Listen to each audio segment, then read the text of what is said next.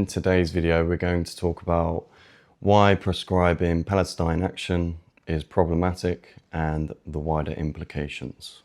Let's get into it.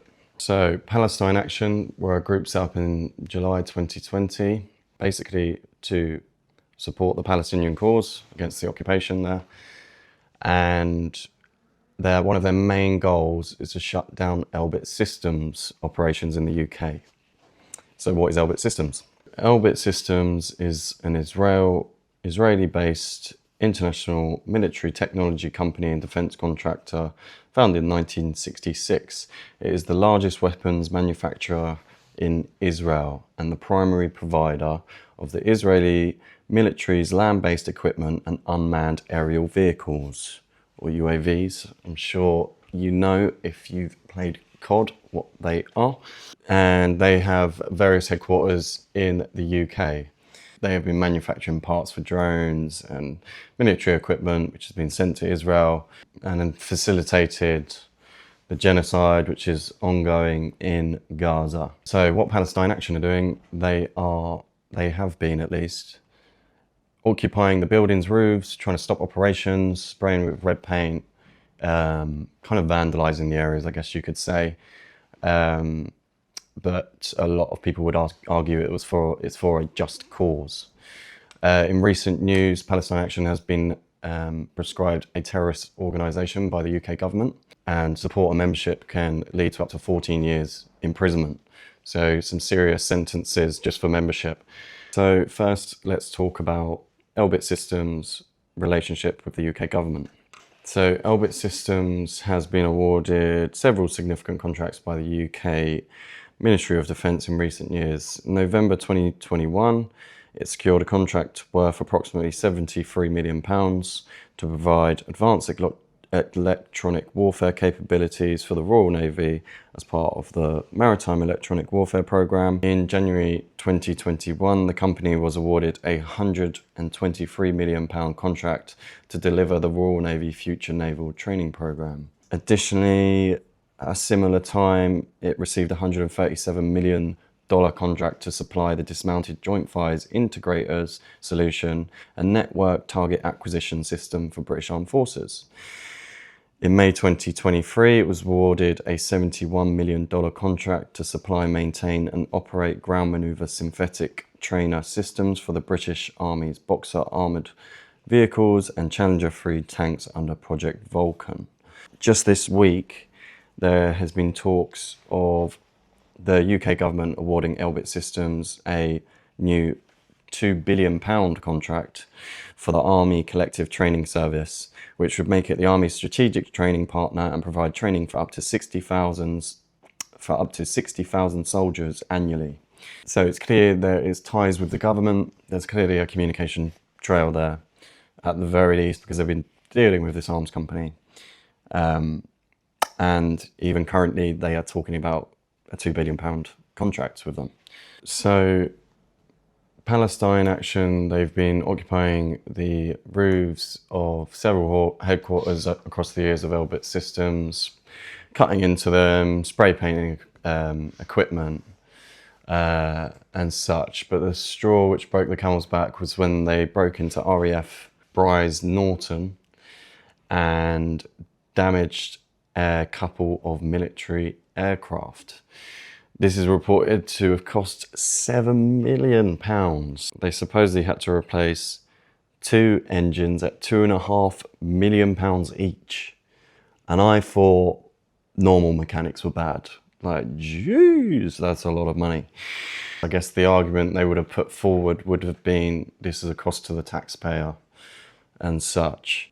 I guess what Palestine Action would argue is that innocent lives are being killed, and it's been going on for a very long time, especially since October the 7th in 2023, where it's been a pretty a brutalization of the Palestinian people. So let's talk about how they were prescribed as a terrorist organisation. So in the legislation, They were grouped in with two other groups, one called the Maniacs Murder Cult, which I think does what it says on the tin, and the Russian Imperial Movement. These other two organizations are neo-Nazi movements. So you can see, you know, logic tells you why they were banned. The UK and the US government love to do this thing where they group legislation together and group ideas together. So if I was an MP and I was to vote against that, other MPs could say, oh, this MP, Jacob, voted no for proscribing these neo-Nazi groups as terrorist organizations. He's a neo-Nazi. You know, you can see the rhetoric which could follow from that. So it's kind of a way to manipulate getting legislation through, which is, you know, these politicians are tricky. So they might put some really nice things in there that everyone agrees with, which no one would say no to. And then they'll put some more nasty, a bit trickier bits in there. So a bit like how Trump has recently done with the Big Beautiful Bill, where he's clumped loads of legislation together and he's passed it all through at the same time. A lot of stuff probably a lot of people don't agree with, but he's clumped it together with things that are undeniable, you know, to help the cause. So it's an interesting tactic. It's no good, really, no good. So the attack on RAF Blythe Norton occurred in June of this year. It has been reported by the BBC that officials and ministers have deliberated for at least 8 months over whether to ban Palestine Action under terrorism legislation. So what questions does this raise? Some could argue that the UK government have priority over protecting private property than they do innocent lives, which, you know, is usually their way of working. Some people would probably say this is against dissent and a way to oppress dissent. The opposite argument to that could be, you know,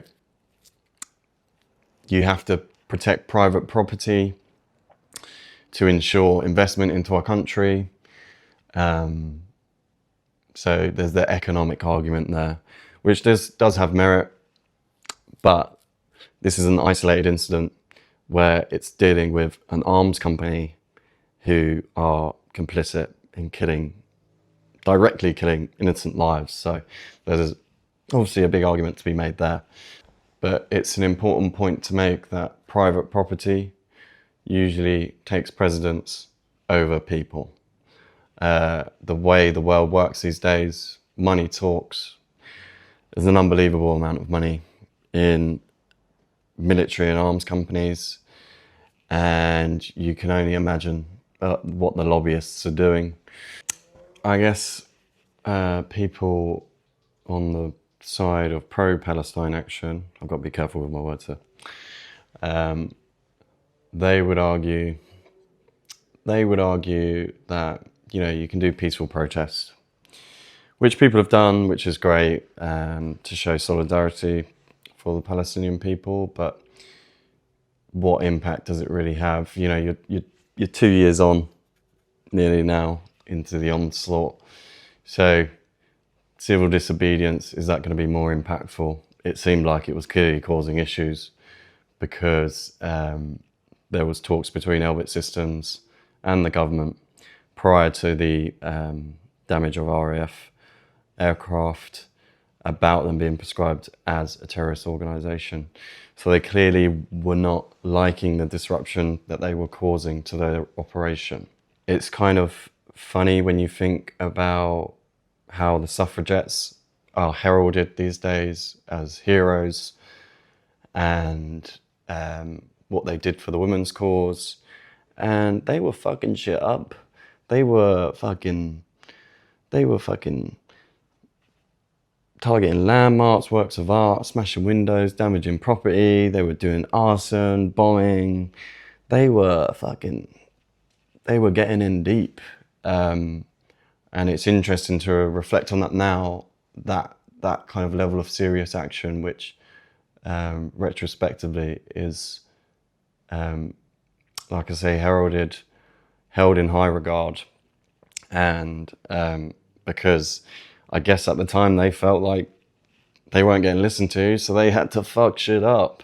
And I guess Palestine Action has the same, or had at least, the same intent.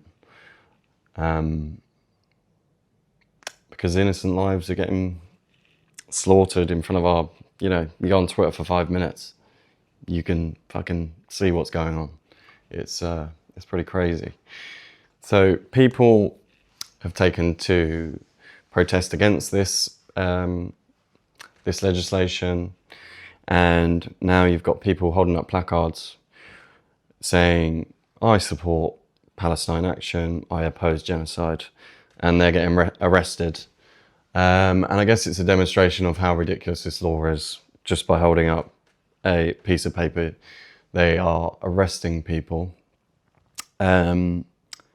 It's also a crazy waste of resources, in my opinion.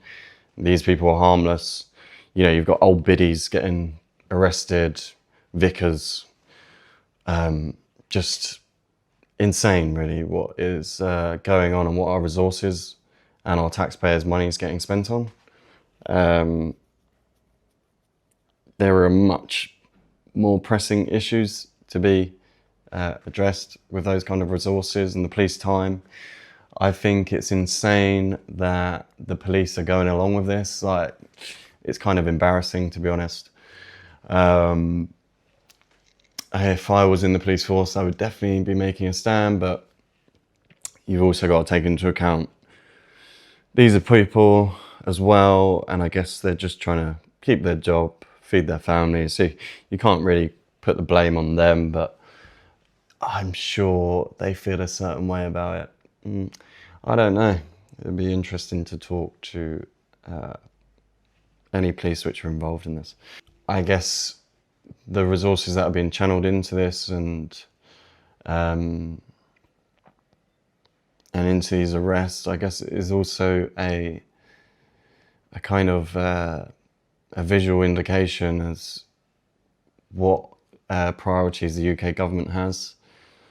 The UK government's getting accused of being complicit in this genocide, providing military parts to Israel. And I guess they're trying to stop as many people, dissenting against them as possible. And it shows the level and the lengths they are willing to go to do this. So it's pretty scary, really.